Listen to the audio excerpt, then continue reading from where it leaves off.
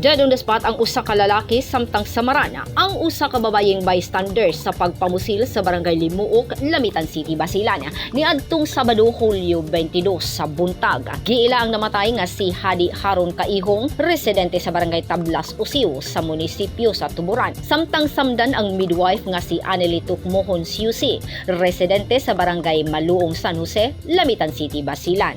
Sa inisyal nga investigasyon sa Lamitan City Police Station, sakay si Kaihong sa iyang motorsiklo nga nakig-istorya pa sa armado. Apan kalit matod pa, mikuha sa gisukbit nga pusil ang armado o gipuntirya si Kaihong. Gipusil sa makaduhang higayon. Mibalos ang biktima gamit ang dala niining pistula o gipusil ang armado, apan ang midwife nga si Anneli nga naa sa lugar ang naigo. Wala pa makuntinto ang responsable o gitiwasan pa niini og pusil si Kaihong. Walay nakaila sa responsable nga misibat human sa pagpamusil. Samtang gidala sabdayon sa iyang bana ang napagan nga midwife sa Lamitan District Hospital. Gibutyag sa mga pulis sa Lamitan nga ang namatay, usa sa mga suspect sa attempted robbery with physical injury o homicide incident nga nahitabo ni adtong Abril 29 ning tuiga sa barangay Malinis, Lamitan City. Og suspect usab sa pagpusil patay kang Ariel Jimenez nga niadtong higayuna naigo usab ang negosyanteng si Rosalina Lakno. May dumawag po sa atin na may shooting incident dito banda sa may barangay Limuok.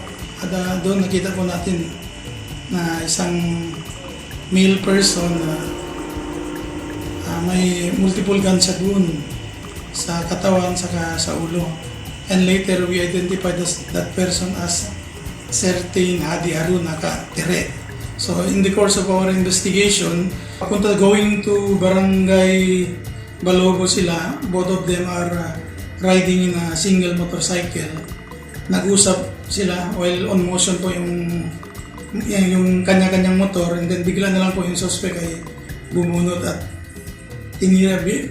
pinutukan nga po itong biktima si Haron. Tinamaan naman, itong biktima naman may baril din siya at nakabunot din siya ng baril niya at nakapagputok, but the problem is indiscriminately na yung putok niya, hindi na doon sa direksyon ng suspect kasi may tama na siya at may natamaan na isang bystander. Na-recover sa posisyon sa namatay ang 45 kalibre nga pistula o mga bala.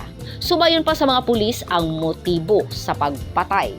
Grace Alcunaba, Newsline Philippines, Basilan. Stay safe.